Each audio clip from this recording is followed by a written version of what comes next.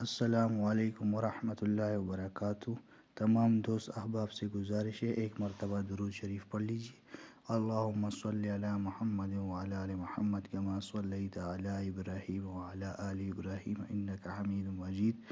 اللہم بارک علی محمد وعلی آل محمد کما بارکت علی ابراہیم وعلی آل ابراہیم انک حمید مجید۔ اور اس درود شریف کا ثواب بارگاہ رسالت میں ہدیہ کر دیجیے۔ اللہ پاک ہماری اور آپ کی تمام مشکلوں کو آسان فرمائیں اور ہمیں اپنے غیب کے خزانوں کی سے مدد فرمائیں۔ ہمارے اور آپ کی اور تمام انسانوں کی کامیابی اللہ پاک نے سنتوں میں رکھی ہے۔ جو بندہ سنتوں پر عمل کرتا ہے اللہ پاک اس کی دنیا اور آخرت کی تمام پریشانیوں کو ختم کرتا ہے اور اس کی زندگی عبادت میں لکھی جاتی ہے۔